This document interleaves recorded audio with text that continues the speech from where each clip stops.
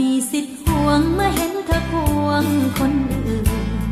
เจ็บช้ำกล้ำกลืนต้องนอนสะอื้นเดียวดายรักเธอข้างเดียวแถมยังเป็นชู้ทางใจรักเธอข้างเดียวไม่เห็นจะดีตรงไหนตัดอกตัดใจไม่คิดแย่งแฟนใครหรอกนะอยากบอกว่ารักสักหมื่นพันครั้งสิ่งที่รับฟังมีเพียงท่านเทวดาก็อยากจะขอให้รักเธออยู่คู่ฟ้า